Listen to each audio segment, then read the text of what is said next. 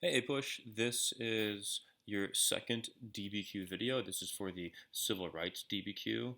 I'm learning, I'm getting better at iMovie, so this will have a few more bells and whistles to it, and I think we should just jump right into it. Try to keep this a short video here. Let's hop right into the prompt and see what we're dealing with here. Is to what extent did the goals and strategies of the civil rights movement change during the period from 1960 to 1970?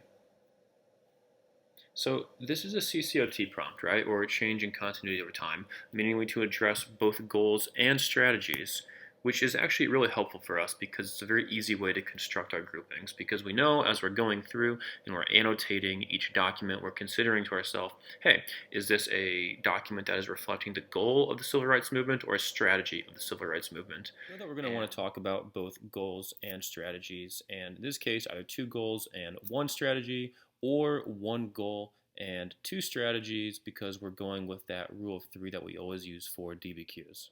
So let's talk context here for a second, right? And you'll recall that context is previously on, right? So if our episode is the civil rights movement, what is important for us to know before we start talking about the civil rights movement? And of course, I think more than anything is Jim Crow, right? Jim Crow being this system of de facto and de jure segregation within the South.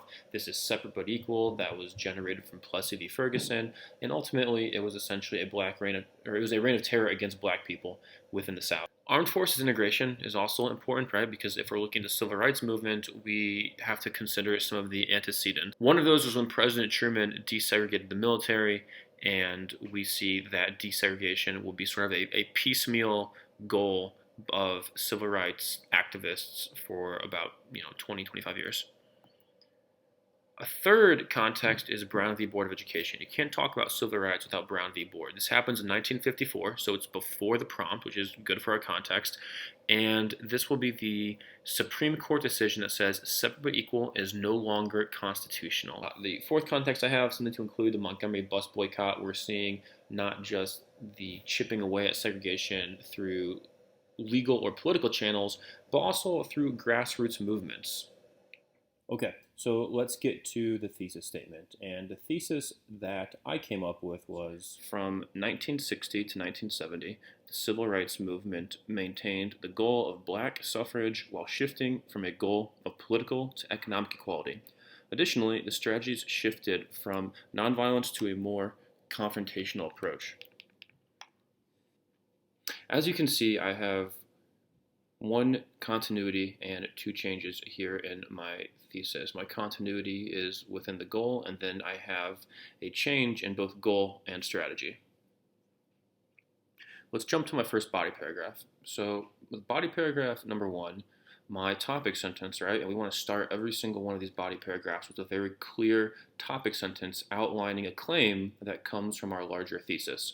And in this case, during the 1960s, those in the civil rights movement maintained a goal of ending segregation. And the documents I used for this were documents 2, 3, and 7. So looking at document 2, this is the one from Dr. Martin Luther King Jr., and he says that I am here because injustice is here. And this is a good opportunity to use both point of view or historical context is important, right? Because again, King is in Birmingham to fight segregation. He is there. He was invited there. There are issues with the desegregating of Birmingham, which is in Alabama. There's also issues with access to the ballot. And so these are things that Martin Luther King has come there. Those are the injustices that he speaks of, that he looks to fight. Furthermore, his point of view, I believe, is even more important because he's a reverend, right? He's a minister. He is there. He has credibility in some fashion, or at least he's trying to use that credibility, saying, hey, my letter is to you, the white clergymen of Alabama, of the United States, and you are turning a blind eye to segregation, to injustice, to mistreatment of other people based on the color of their skin, and this is an abject hypocrisy.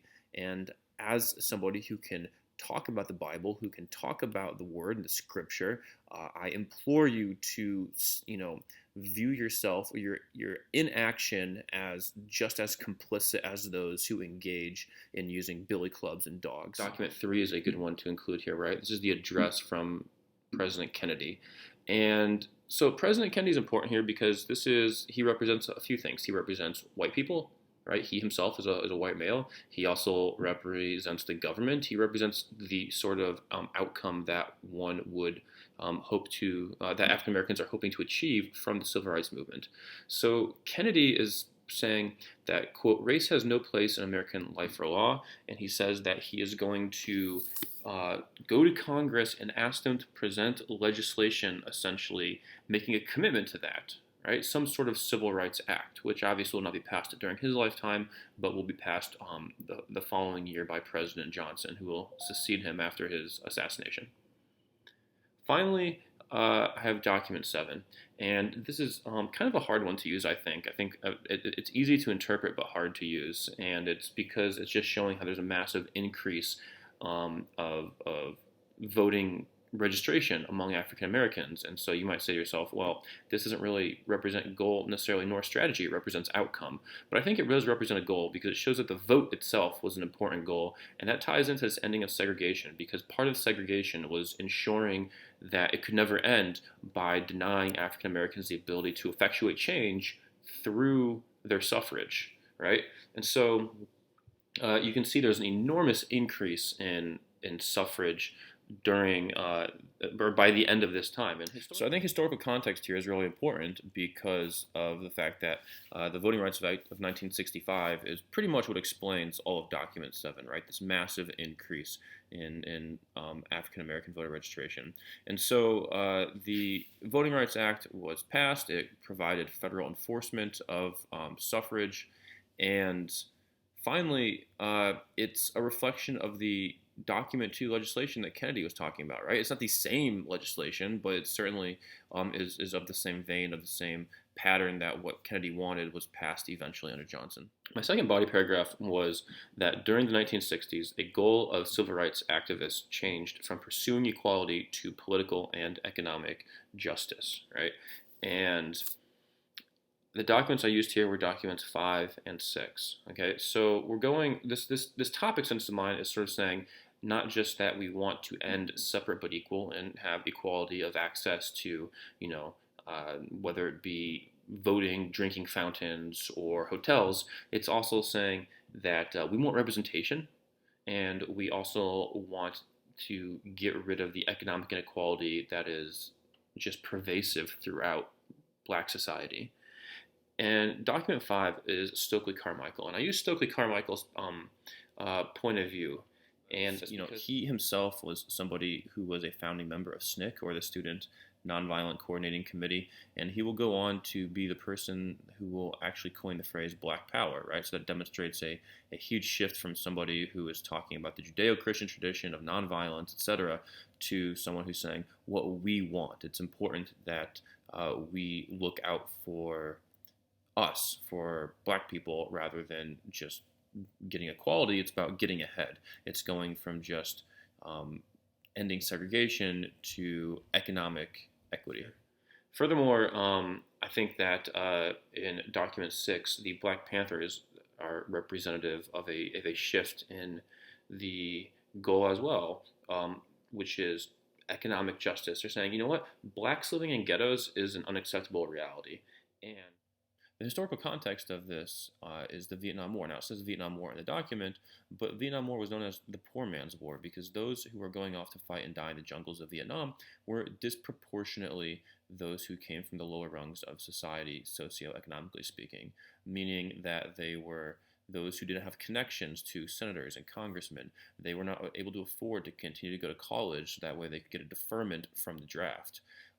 You'll see there's a lot of people who have, from the baby boomer generation, that have a ton of extra college degrees because they just stayed in college to avoid getting drafted. So when people are economically destitute, when there's a disproportionate number of people of color who are economically disadvantaged, then they are the ones going off to die for a country who is denying them basic rights.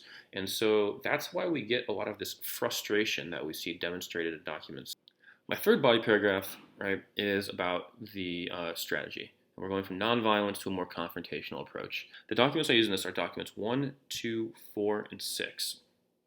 And First one, document one, right? Nonviolence is the foundation of our purpose, right? So SNCC right there in 1960, in the beginning of our time period, is saying, here's what we want it to do. We want to, our strategy will be to use nonviolence. And Dr. King, he comes in 1963 and continues on that, saying that he is involved in a nonviolent direct action program in Birmingham. But we see in document four, right, which document four itself is from 1963, that what is, I think a lot of African American protesters or activists are saying, you know what, we're nonviolent, and what do we get? We get racist white Southern law enforcement sicking dogs on us and setting fire hoses on us. What is this actually getting us? And there's a lot of anger, there's frustration, and so there is a shift then that we see in document 6, which is a call to arms. This is the Black Panthers, right, who are a black separatist movement. We're not looking for equality anymore. We are looking for black separatism. And they're saying the Second Amendment, that applies to everyone, just so you know. And the time has come for black people to arm themselves against terror before it is too late. So we're seeing a shift in strategy to a more confrontational approach.